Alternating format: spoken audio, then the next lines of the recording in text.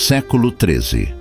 Um guerreiro mongol chamado Temujin sonhava em unificar os povos de sua terra, e após muitas batalhas, ele alcançou seu objetivo, se tornando o maior conquistador da história, Genghis Khan.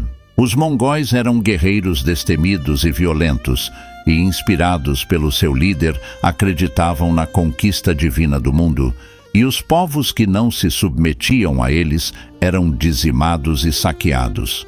Em 1227, após a morte do grande Genghis Khan, o Império Mongol seria dividido entre seus filhos e netos, surgindo os Khanatos, diferentes unidades de comando, sendo eles a Horda Dourada, Chagatai, Ilkhanato e a dinastia Yuan.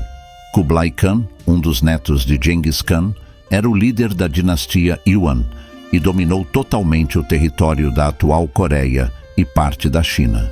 As ações dos Wakos, piratas japoneses na costa coreana e chinesa, fez com que os mongóis ficassem sabendo da existência do arquipélago japonês, despertando o interesse de Khan em conquistá-lo. Nesta época, o Japão era conhecido como a Terra do Ouro, e sob o shogunato Kamakura, nem o imperador e nem o shogun governavam o país, mas sim representantes do clã Hojo. Em 1267, Khan enviou mensageiros até o Japão com a proposta de uma submissão pacífica, exigindo o pagamento de tributos. Mas sob ordens do oitavo Shiken Hojo Tokimune, essas cartas foram ignoradas pelos japoneses. Até 1272, Kublai Khan seguiria enviando mensageiros ao Japão, sem nunca obter sequer uma resposta.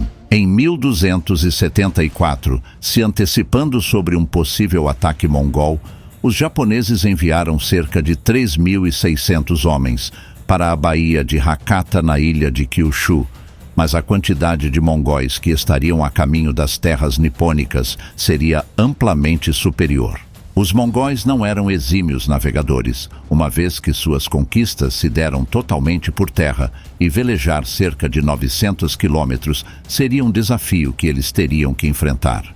O primeiro desembarque mongol no Japão se deu em outubro de 1274, na praia de Komoda, em Tsushima, a ilha que fica ao sul da Coreia e que era um importante ponto comercial japonês. Foi palco do primeiro embate que ficou conhecido como a Batalha de Bunei. Estima-se que cerca de 15.000 guerreiros mongóis, entre eles também estavam chineses e coreanos, desembarcaram ali, mas alguns historiadores acreditam ser um número exagerado. O clã samurai que dominava a ilha era o So, e seu líder era So Sukekuni. Eles usavam o icônico arco Yumi, a espada antecessora da katana, tachi e lanças naginata. Alguns mais abastados vestiam a armadura Yoroi. A invasão de Tsushima foi rápida e brutal.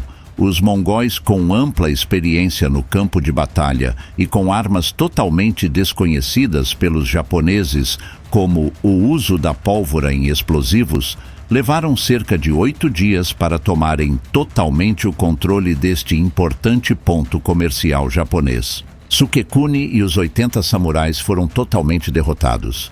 Quanto aos civis que habitavam a ilha, em sua maioria, foram torturados e mortos e outros escravizados. Após o domínio de Tsushima, os mongóis se direcionaram para a ilha de Iki, onde Taira Kagetaka e 100 samurais aguardavam a chegada dos invasores. Após algumas horas de batalha no norte da ilha, Kagetaka não resistiu e recuou para o castelo Hinotsumi, onde foi cercado pelos mongóis. Sem saída, ele e sua família cometeram o seppuku. Assim, Iki sucumbiu ao ataque dos invasores.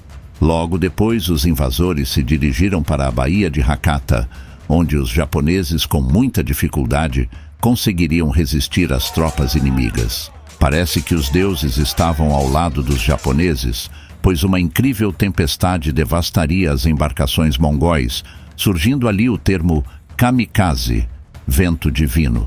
Mas também existe o relato de que houve muito desentendimento entre os 3 comandantes da expedição mongol, visto que os 3 eram de etnias diferentes, resultando em um não cumprimento de estratégias militares. Fato é que os mongóis recuaram as suas embarcações, selando a primeira derrota do Império Mongol contra os japoneses.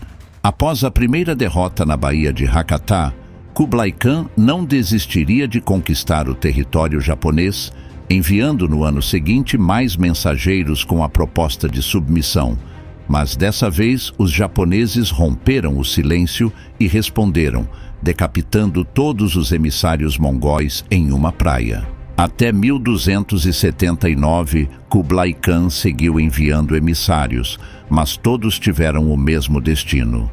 Em 1281, Kublai Khan perdeu a paciência e lançou um novo ataque mongol ao Japão, com cerca de 140 mil homens. Os japoneses, que já esperavam um possível novo ataque, mobilizaram tropas, estudaram o já conhecido inimigo e suas táticas militares e construíram fortificações na costa, como, por exemplo, um muro de 20 quilômetros de extensão com 2 a 3 metros de altura.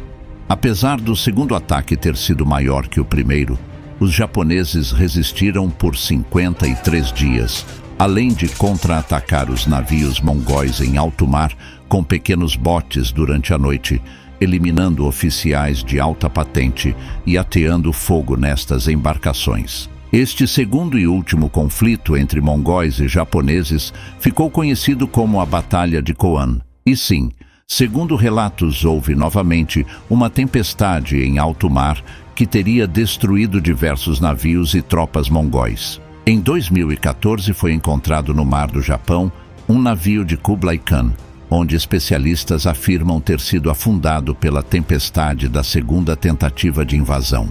Os resultados econômicos das tentativas fracassadas de invasão ao Japão foram devastadores para o Império Mongol, e em 1294 Kublai Khan faleceu, depressivo e obeso, sem poder pôr em prática a terceira tentativa de invasão ao Japão, algo que já estava em seus planos.